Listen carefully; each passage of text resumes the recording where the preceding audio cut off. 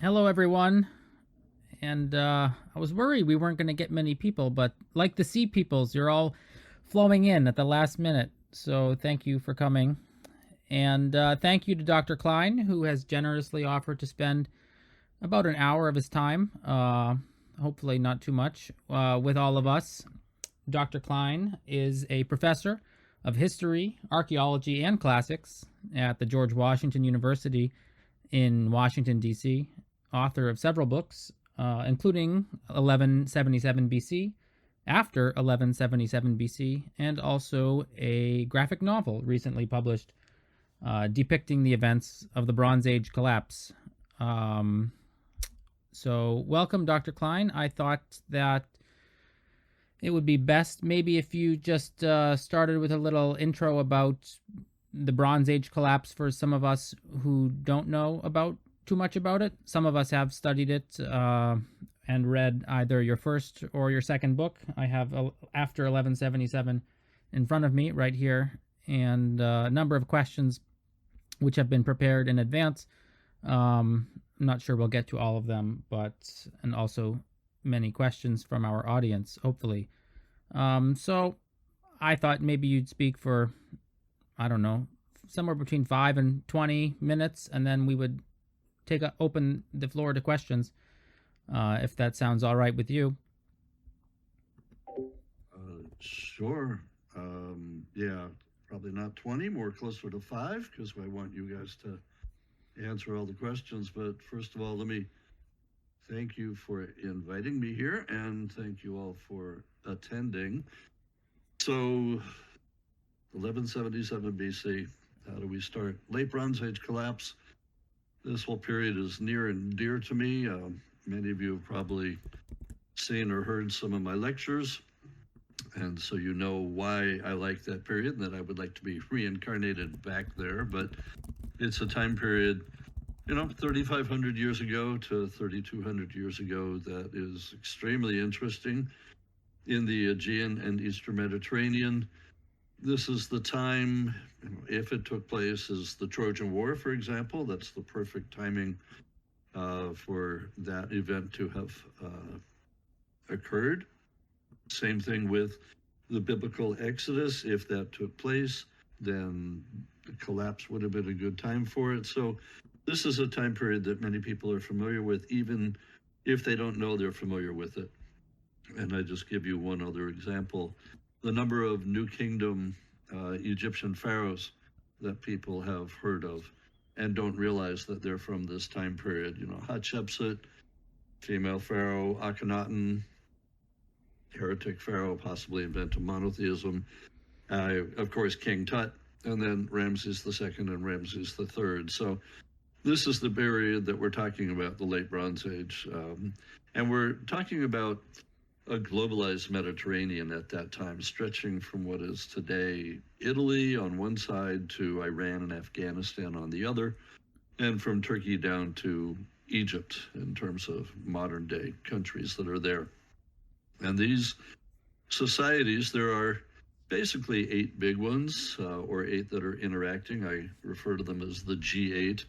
These include the Mycenaeans on the Greek mainland and Minoans on Crete, the Hittites up in Anatolia, which is ancient Turkey, Canaanites up and down the Levant, what is modern day Syria, Lebanon, Israel, Cypriots in Cyprus, Egyptians in Egypt, Assyrians and Babylonians in Mesopotamia, what is basically modern day Iraq, northern Syria.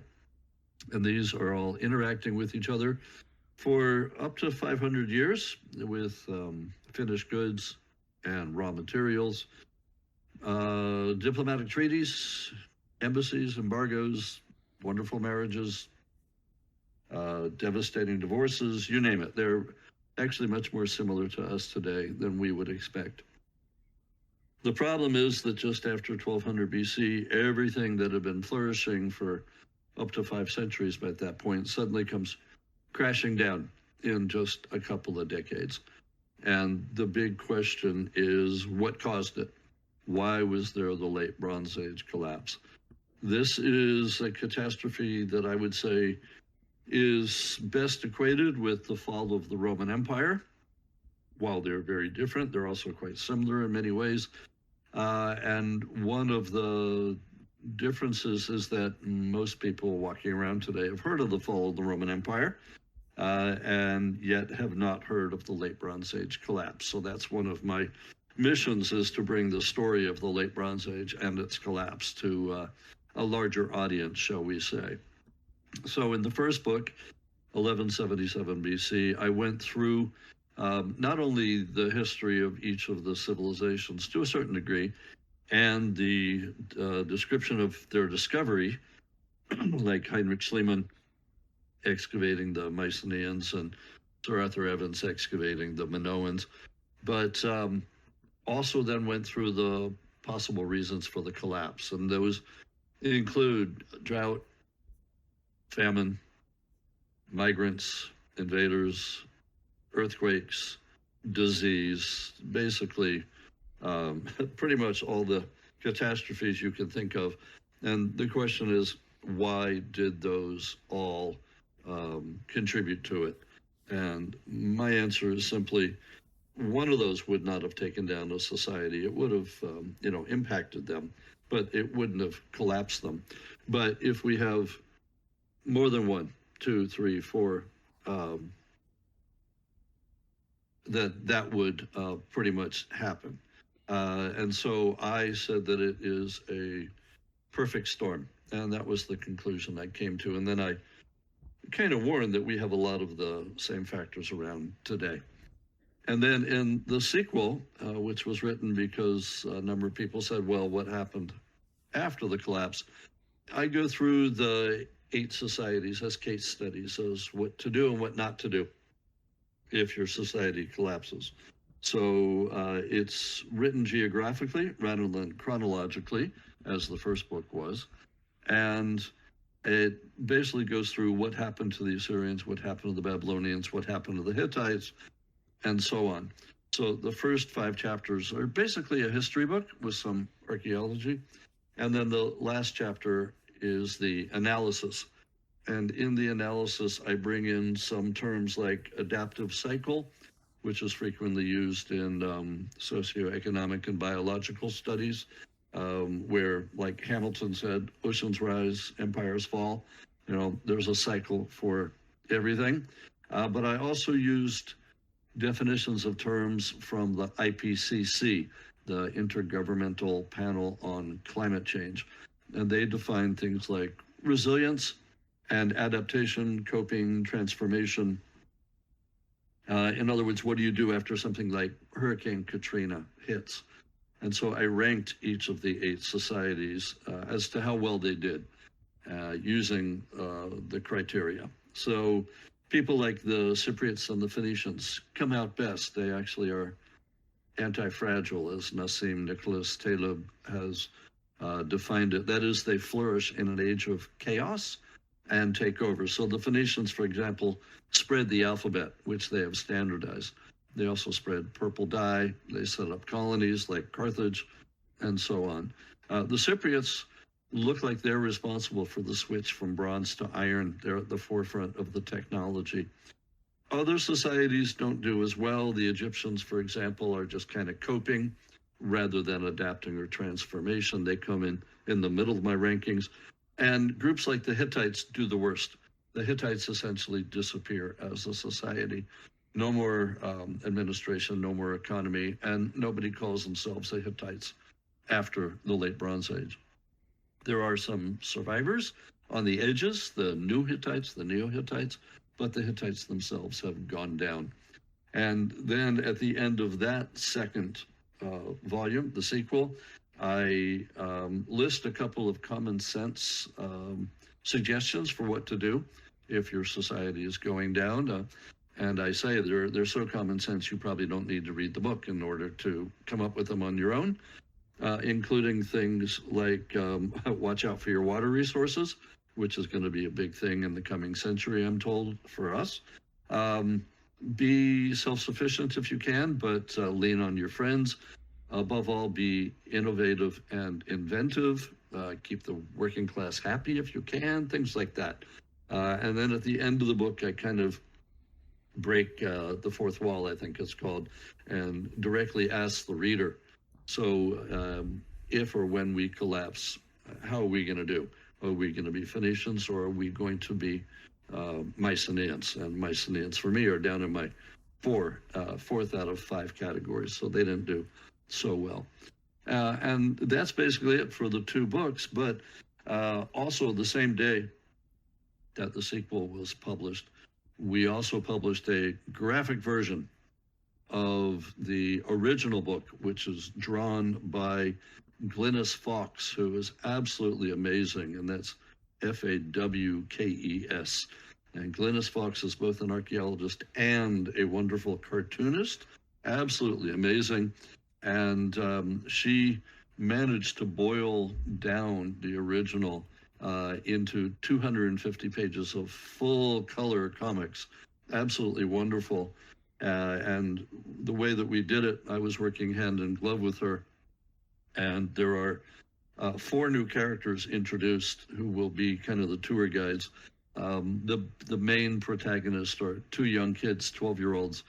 Pell, a young boy who is Peleset, he's one of the sea peoples, and his friend, ironically, an Egyptian. They shouldn't be friends, but they are. And her name is Shisha, and she is a scribe. She can read and write, which he cannot, so she's always poking fun at him. And the 2 of them go on a tour of the centuries. You know, you have to kind of withhold belief for a moment, because they tour through the centuries, but they also tour the different societies. And what they're trying to do is answer Pell's question of what happened. His father was one, or his grandfather was one of the sea peoples. And so we follow the kids around, but in doing so, we follow the original book, 100% accuracy, or rather, not the original, but the revised version, which came out in 2021. And I would recommend, if anybody hasn't read 1177, get the revised version, which has a lot more data that came out after 2014. And I altered my conclusion somewhat, saying that the climate change had actually been more important than I had originally thought. But those are the 2 main characters in the graphic version. The other 2 are actually myself and Glynis. We resisted putting ourselves in there. We thought that was kind of hubristic, but we realized that there were a lot of things that the 2 kids could not possibly have known, such as radiocarbon dating. How does that work? Things like that. And so you will see Glynis and I in the corners. We never take up the central panel, but we're in the corners of a panel in which, like, I'm saying to Glynis, we know the date for the Ulla ship because of radiocarbon dating. Let me tell you about it, that kind of thing. And so we're hoping for a new audience, new market, anyone from, I don't know, age 7 to 17 or beyond, and also people who might not like reading a dry textbook, but would not mind basically paging through a wonderful comic book. So we're hoping that it reaches now a larger audience. And I have to say, I'm such a fan of this book. Glynis just knocked herself out. She took 2.5 years to make it. And there are nerd jokes on every page. I mean, granted, it's dating me, but I was in hysterics reading it as we were working on it, including references to Talking Heads lyrics and things like that. So anyway, even if you have the original book, the graphic is so different that you probably would want it also. But I would get it in hard copy. You lose something on the Kindle. I mean, if you have a huge iPad, that's fine. But there's nothing quite like holding the big graphic book in your hands. And that's about it, except to say that unexpectedly, there is going to be a 3rd book in what I'm calling the Unexpected Trilogy, because Princeton has asked me to answer the question of, so what happens after 776 BC? And I've agreed to write it, so that book, which will in fact be called 776 BC, the clashing of civilizations, that will go down through the death of Alexander the Great. So another 400 years. And nobody knows that yet. You are the first group, you're the first audience to be told that. So, yay. So, but that'll take me another, I don't know, 5 or 6 years to get that done. But I'm actually beginning work on it this summer. So, all right, that pretty much brings up my time. I guess I turn it back over, and I'm happy to answer any and all questions you've got. Thank you, Dr. Cline. We have some coming in through the chat, I think, and thank you for your inside scoop. I was going to ask what was coming next for you, so that's great. We'll start with one of our questions. We got this before the event. Someone asking about the Sea Peoples asked, were the Sea Peoples in the preceding few centuries an unexpected foe, or were they older foes, perhaps treated as minor, powerless threats who could be exploited easily and didn't merit mention in records, or something else? Well, who knows? The Sea Peoples are one of the greatest mysteries still around. We still haven't figured out where they came from. There's no archaeological site you can point to where you said, that's where one of the Sea Peoples came from. But the problem is that there are 9 different groups that make up the entity that we call the Sea Peoples. And that's, the Sea Peoples is our modern name for it. If you've read the book or heard my lectures, you know that it was because of some of the early French Egyptologists that called them the people of the sea. The Egyptians themselves give us the real names for them. They name all 9 groups that come twice, once in 1207 BC and once in 1177 BC, hence the title of my book. And there's an overlap between the 2 groups. The Egyptians beat them both times. But there are 9 groups in total, and we're still struggling to figure out exactly who they are. So the Peleset, we think we know, those are the Philistines. And so we're good with that. But the rest, who knows? The Shurden or Shardana sounds like Sardinia, so that may be where they come from, but that could be, a false friend. The Shekelesh sounds like Sicily, maybe. But we don't know. And that's where the problem comes in trying to answer your question about how were they treated ahead of time or just not mentioned. Some of them we know are around for at least a century, if not more. So, for example, the Shurden or the Shardana, they're referred to in both spellings, they have been around as mercenaries for at least a century by that point, maybe even 2, maybe back into the 14th century BC. And the Shurden or Shardana, when they're mentioned, they're mentioned in the capacity as being mercenaries and fighting both against Egypt and for Egypt. But, they're only mentioned here and there as we go along.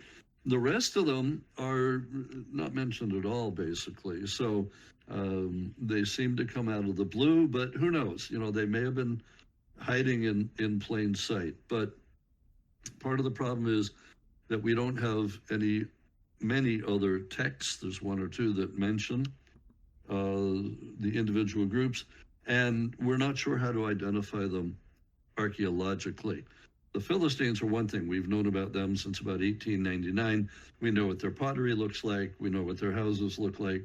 There's been books written about them, lots of them. But the Ekwesh, who knows? The Danuna, who knows? The Denyan, who knows? And so on. So I would say right now, impossible to answer your question, except if you tear it apart piece by piece. And even then, we can only answer for a couple of groups, like the Shurden. Okay, thank you for that. We have another question from our audience, from Strawberry. How would you weight the importance of complexity in the late Bronze Age collapse? Did the increasing complexity of society at that time reduce resilience to the various problems that you mentioned as causes? And what evidence do we have or not have for issues like supply chain problems? Well, this is an excellent question. And at the end of the first book, especially in the revised version, I do talk about complexity theory. I'm of, excuse me, I'm of two minds about this, and I actually say that I'm not sure whether complexity theory is useful enough or if it's just jargon to talk about something we would already have known. But the simple upshot is that the network that is connecting the groups does get more complex over the centuries as more of the G8 join this globalized network of commerce and diplomacy. And where I think the complexity comes in is not that it might have, weakened anybody or reduced their resilience, but more that there was more of an opportunity for something to go wrong, right? And so the example I use in my lectures is if you own a very expensive race car, but the engine, like a rod, goes through it, then you just have an expensive piece of junk. And that's what complexity theory talks about. So just as it grew more complex in the late Bronze Age, there was more stuff that could have gone wrong. And as they got more interconnected, that meant the possibility grew that if one got hurt or affected or went down, that there was a greater chance of it having a domino effect and impacting the others. And I would just say, as one example, if Cyprus got hit, for example, as part of the collapse, well, that's where most of their copper came from. And so if nobody else can get copper because Cyprus is down, that's going to impact them, and so on. And I will mention, and I could somewhere get to you, there is an article that we published in January. I was approached by members of the U.S. Army Corps of Engineers who wanted to try and model the collapse. And so I worked with them to create diagrams and such, and figured out, and they ran thousands of computer models, thousands of simulations, and figured out that the only way that the collapse could have happened is if the Hittites and the city of Ugar went down almost simultaneously. No other combination of the various G8 going down would have resulted. So that's really, I think, really interesting. And we'll go from there. I can try and put that if I'm able to put a PDF into the chat. I can try and drop it there if that would be of interest to people. I'm sure it would be. Thank you. And that sounds very interesting. I think you can find the chat button on the right. Yeah, I'll try and do that as we're talking. All right. We have a question from Myth of Progress. If you unmute yourself, you'll be able to ask it. Testing, 1, 2, 3. All right, let's begin. To begin, Dr. Cline, I wanted to sincerely thank you for being here today. I've studied your work for some time, and I've always been impressed by your detailed analysis and your storytelling skills. It's a rare combination of gift, and your impromptu lecture just now was a great example of that. However, I'd like to take this time to ask you a much more philosophical question, first with some lengthy context, followed by a direct question about those common sense suggestions you've noted just now. This will take a minute or two. Let's begin. Now, there's a particularly romantic analogy that you've repeatedly used in your work, both in previous lectures and as the very last sentence of 1177 BC.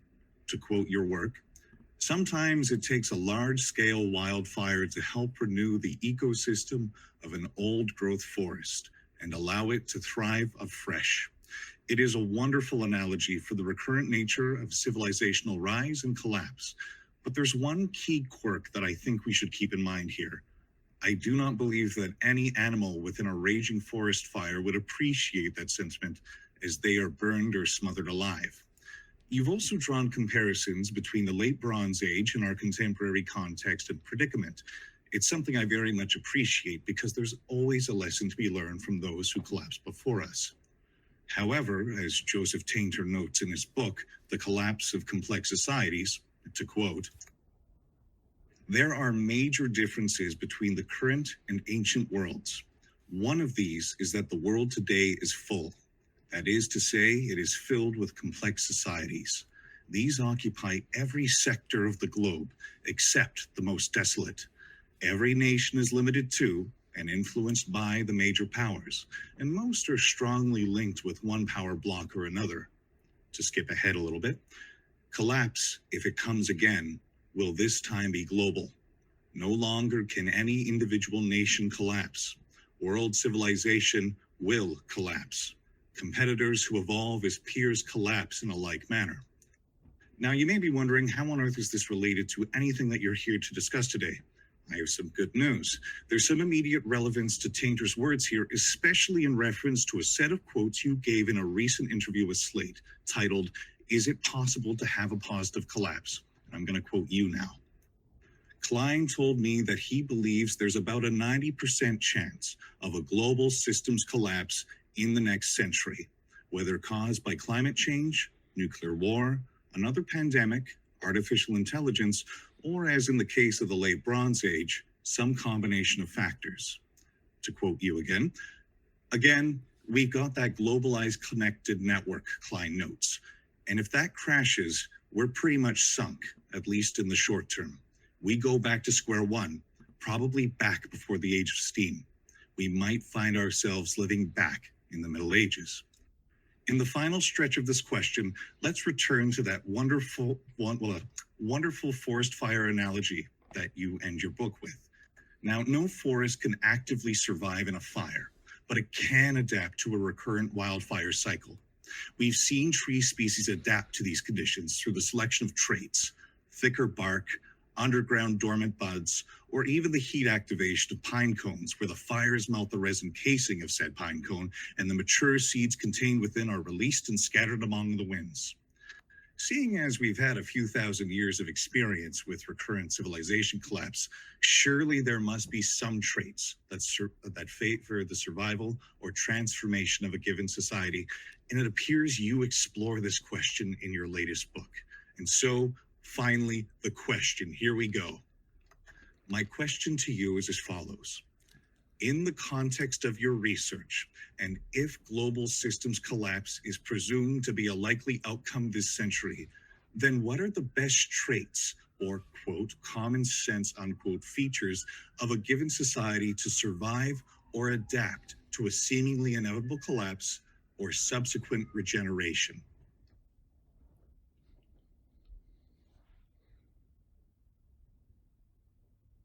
Well, thank you for that.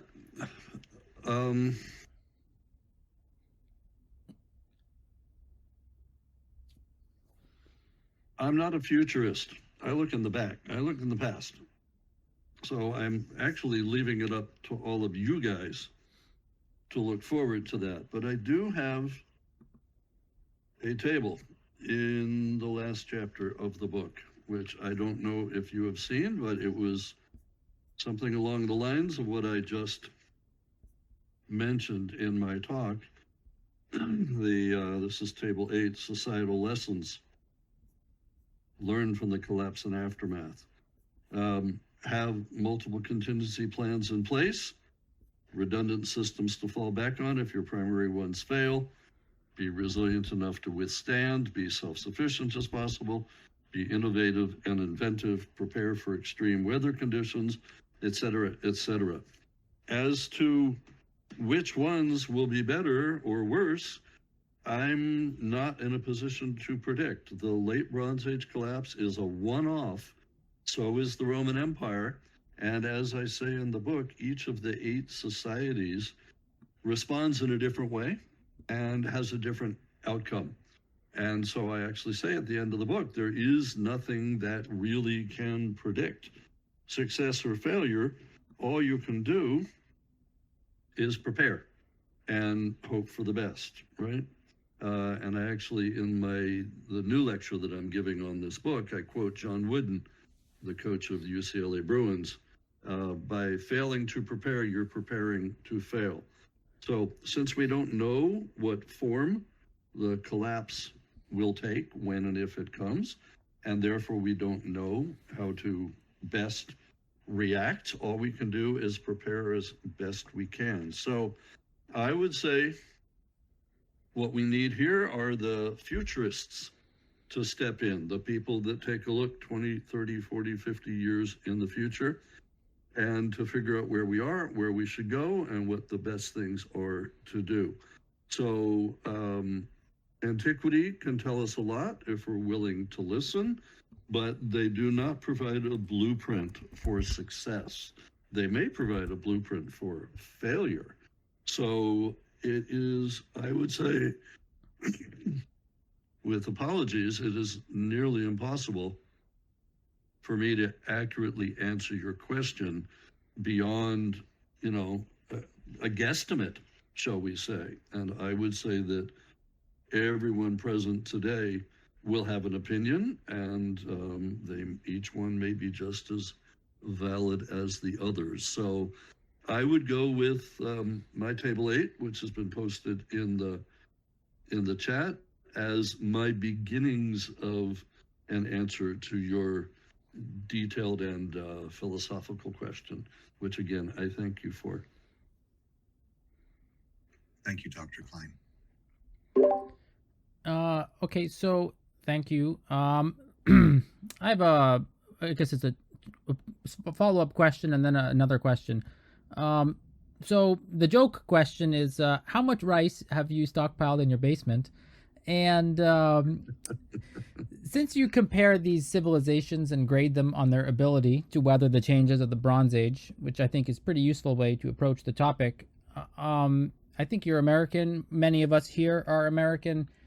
How do you think you would grade the United States on its ability to prepare, or, how well set up are we for a collapse? Well, okay. A good question, but a difficult question, because I'm not in the inner circles of power. I do not know, what contingency plans have been set up by the Department of Defense, for example, the Department of Homeland Security. I don't know what internal bunkers there are within mountains in Colorado or Arizona or whatever. But having said that, the obvious things that I can see, that you can see on a day-to-day basis, I would pretty much grade us like an F+ right now. I don't think that the people that matter are taking climate change seriously. For example, I don't see us preparing for long-term drought. I don't see us preparing for any number of what I would say are the most obvious things, right? If we take the example from 1177 BC and look at what happened back then and tick off the boxes, for one thing, I would say we've got all of the symptoms around today that they had back then. But I also don't think that we're taking steps to address most of them. I mean, there is no argument that we've got droughts around today. I mean, California and the West Coast in the U.S. has been under, a decade-long drought. There's no question there's famines in the world, and you can go through each of them, ticking off the boxes, and you can prepare for almost all of them. You can't prepare for an earthquake, except, maybe it depends on how accurate your prediction system is. But, just look at the pandemic. We were not prepared for that. That was pretty darn clear. So I'm not optimistic, and I do end my most recent lecture, as indeed I might have ended the original lecture, but the new lecture where I'm going around about after 1177, and I've been on 10 or 15 podcasts since January, and I will be lecturing almost every week around the country in the fall. I'm going to have a Monday, Wednesday teaching schedule, but Thursdays I'll be wandering around the country to whoever invited me. And I'm ending the lecture saying that I don't think it's a question of if we're going to fail. It's a question of when. Is it going to be sooner or later? Because I just don't see us being ready and even preparing for the things that we can see, let alone what we can't see. So anyway, long-winded answer, but I am not optimistic. Selfishly, I hope we don't collapse during my lifetime, but unselfishly, I hope we don't collapse at all. And I will say, it's not too late. It's not too late. It's like if a student comes to me in the middle of the semester and says, I have an F so far, what can I do? And I'll say, okay, let's work together. It's not too late.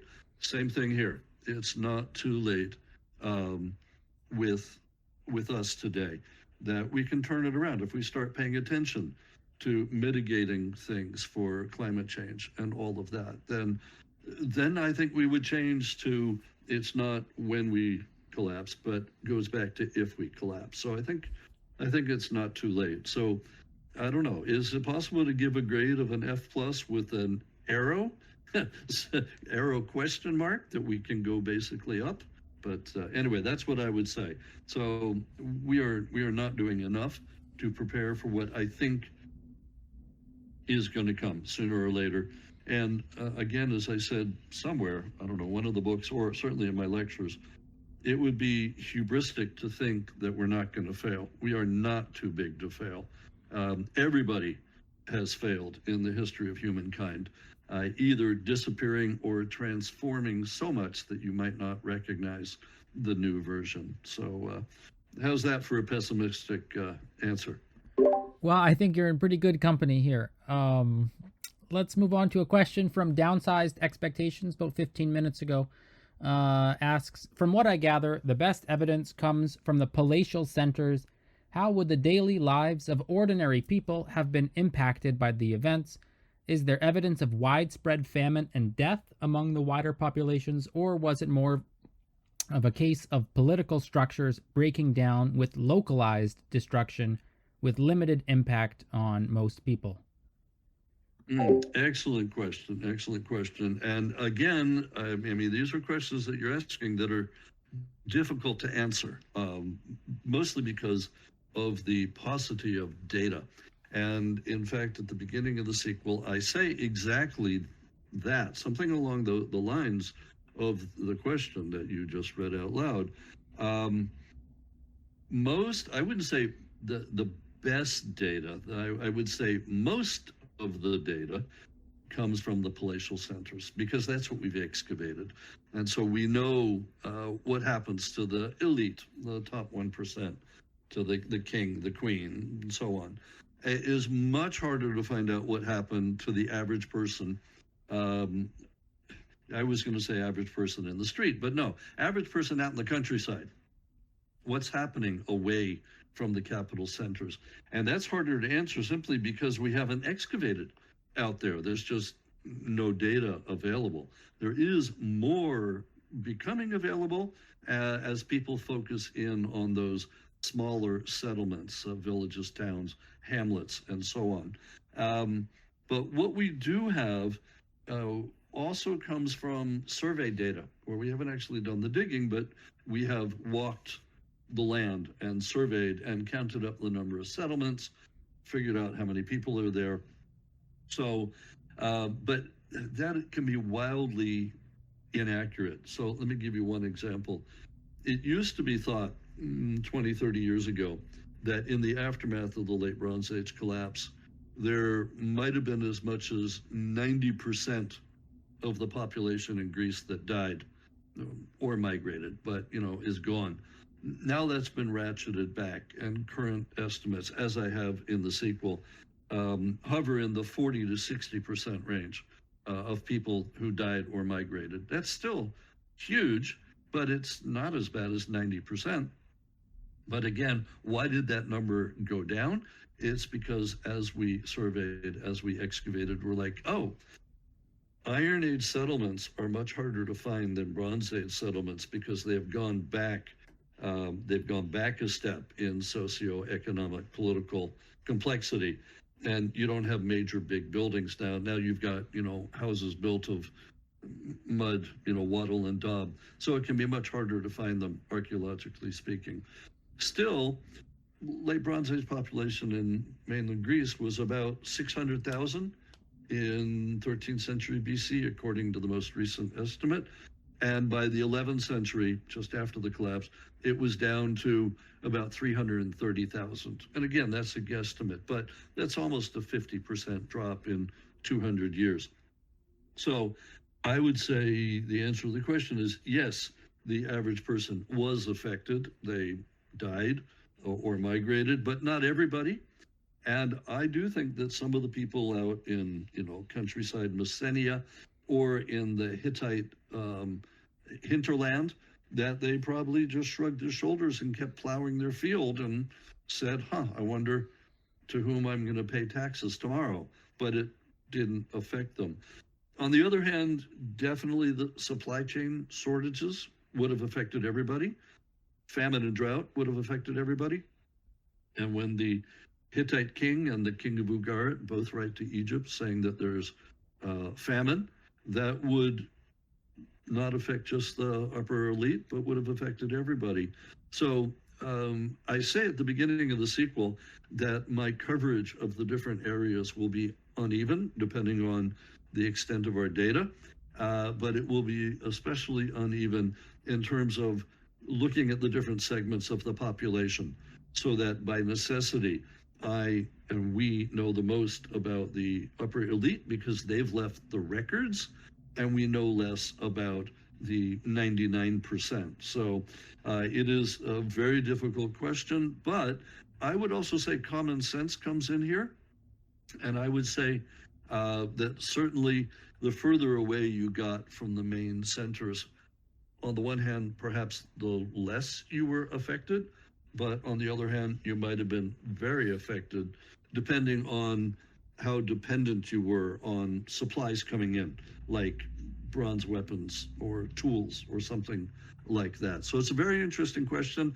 And I do think that this is the way that archaeology is headed, is focusing more on the rest of the population and what's happening to them. And so I think we will see more answers to such questions in the coming decades. But for right now, we've got a very, I would say, stilted picture. And in the opening pages of the sequel, I actually, I use the analogy of a kaleidoscope where some of the pieces come in and out, and you maybe get a partial picture, you may be getting a more total picture.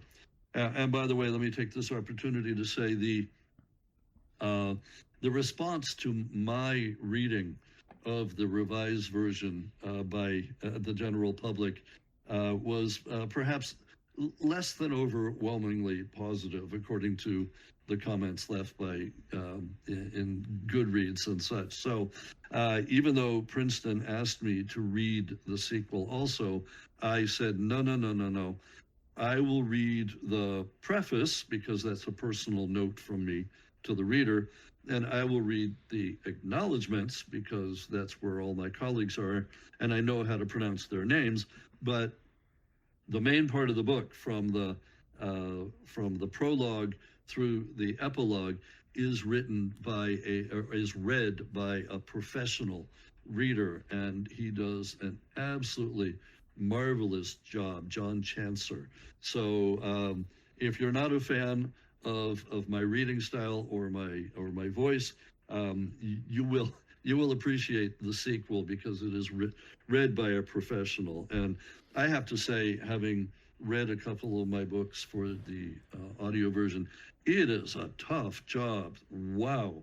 And the people that do it and do it well, my hat is off to them. So you will probably enjoy the audio version of the sequel because John reads 95% of it.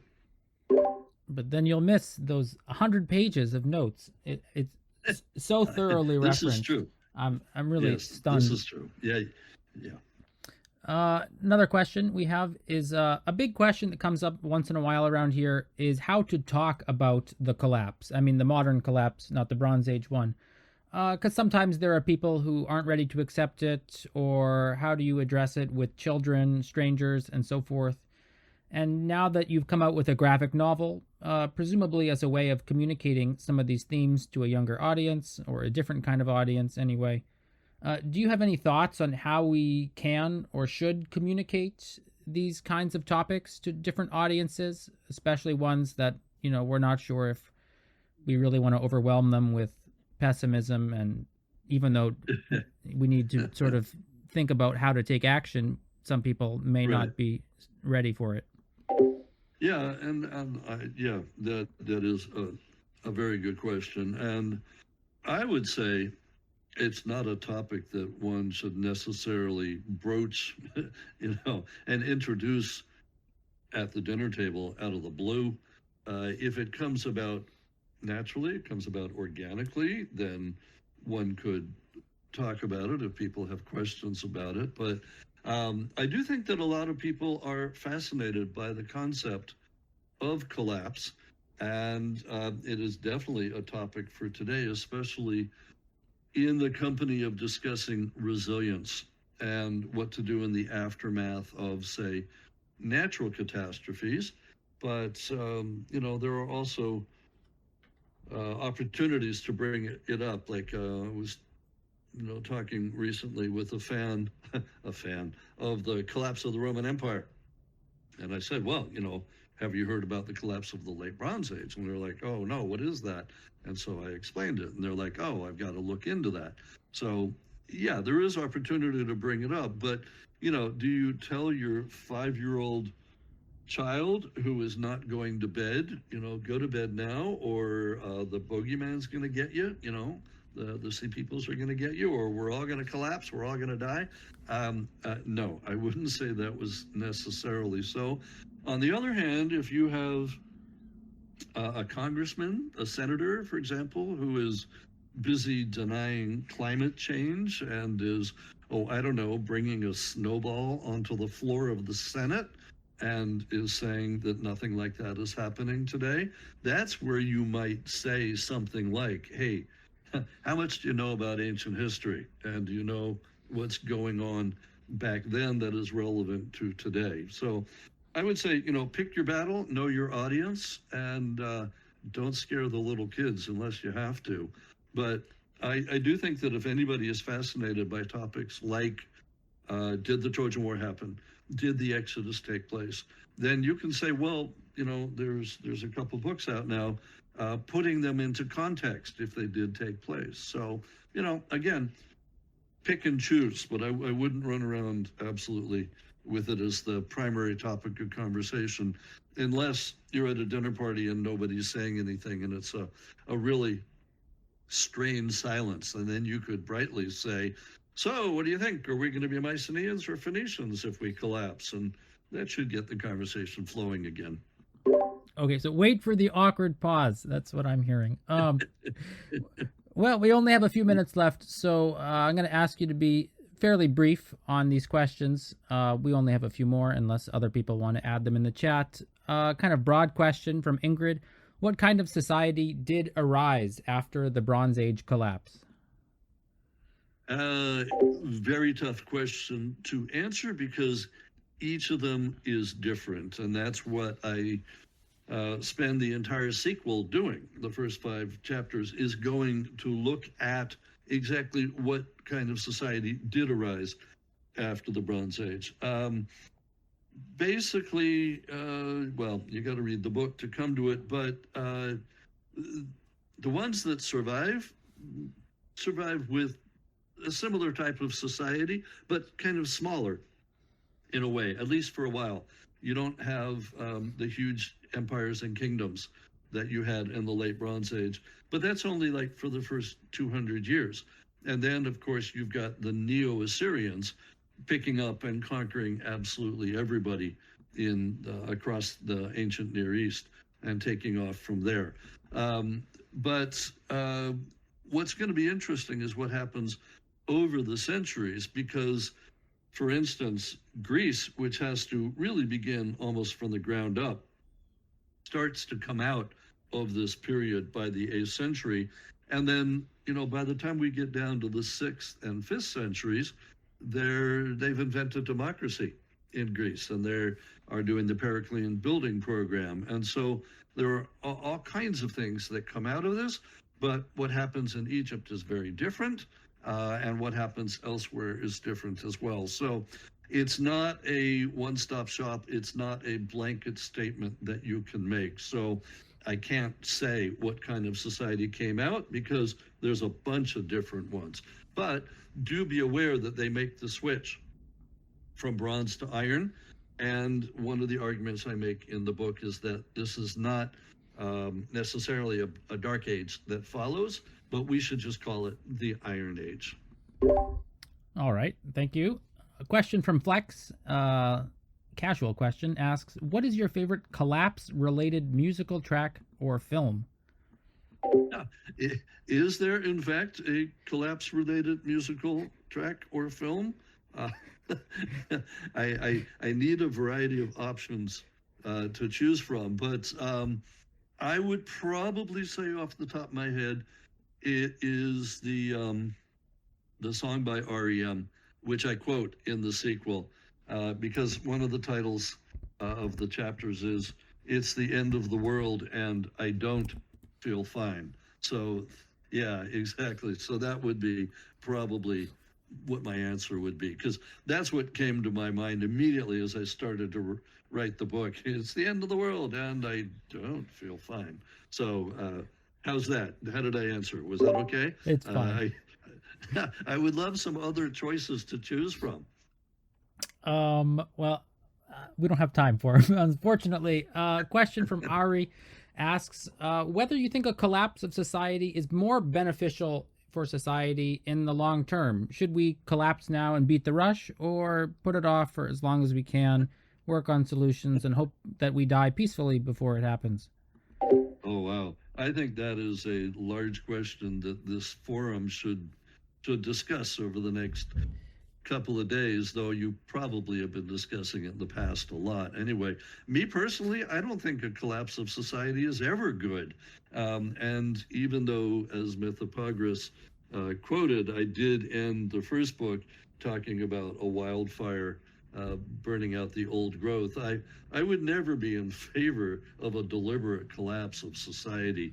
It's more, what do you do if you happen to collapse, if you haven't prepared for it? So no, I don't think we should try and collapse ourselves sooner rather than later. It'd be beneficial. Personally, I would prefer to take mitigating steps and ameliorate it and transform before we even collapse. And again, I would point to the Central Canaanites in what is today modern Lebanon. They transformed and became the Phoenicians, as we call them. They never called themselves Phoenicians. That's the later Greek name for them. They would have said, I'm a citizen of Tyre or Sidon or Beirut. But they transformed before they actually ever collapsed. The network collapsed around them. They did not. So I would much prefer to have us go, oh, yeah, what should we do? And to transform before we actually collapse. Okay, thank you. And maybe our last question, this could be answered pretty quickly, I guess.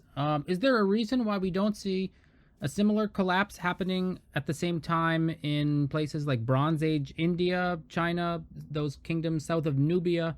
Is it just that they didn't have the mega drought that seemed to get most of Europe and Persia, or was it they were more resilient in other ways, or what's going on that spared them? Well, that's a very good question, and what there's no easy way to answer that. Let's put it that way. The societies that I'm talking about are the ones that I know were interconnected and that were involved with each other during the late Bronze Age.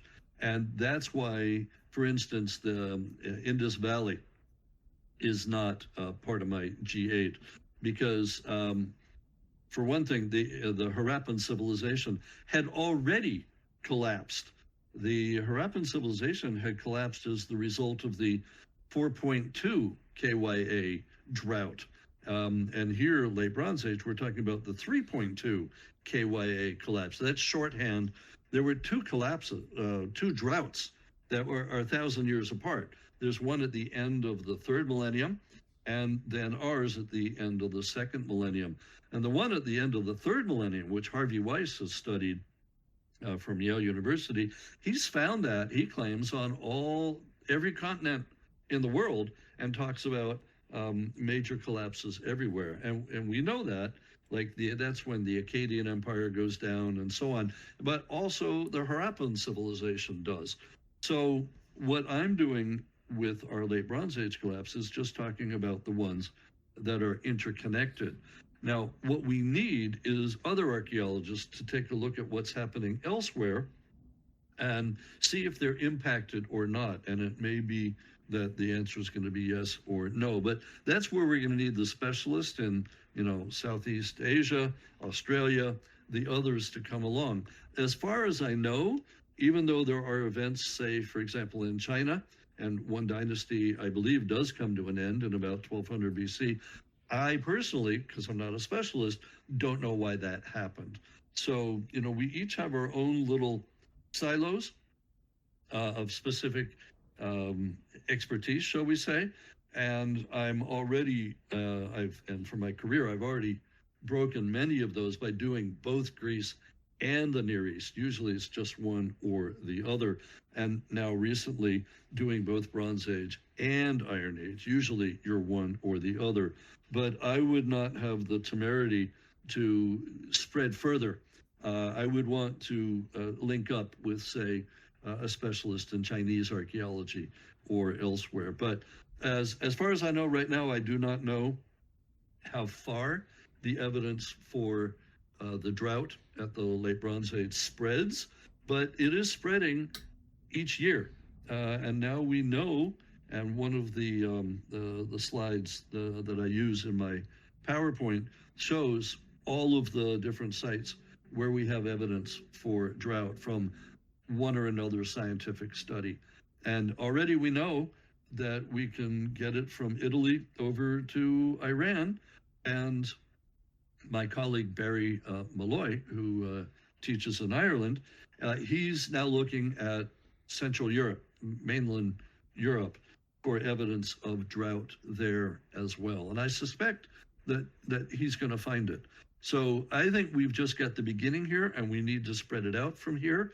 And then we can start saying who else is impacted and who isn't. But basically, in a lot of my work, I tend to start from a small point and work out to a more broader kind of conclusion. And I think we can continue to do that and see just how broad the 3.2 collapse is, if it's as broad as 4.2 or not. Well, that gives us a lot of things to think about. Dr. Cline, I want to thank you so much for your time and the resources and the questions that you've left so many of us with. Other people thanking you in the chat. So just know how much we appreciated the time that you gave to us. Well, thank you for inviting me here and for spending part of your morning, afternoon, evening, night, whatever it is for each of you. And it's a pleasure. And I do hope that you enjoy the books if you haven't already read them. And if you are able to attend any of my lectures in person, please come on up and introduce yourselves either before or afterward. And I'll look forward to meeting you in person, hopefully. But thank you again for this opportunity, and continue your discussions. Thanks. You're welcome back anytime. We always busy in this Discord if you want to pop in once in a while. Thank you. I appreciate it. Thanks.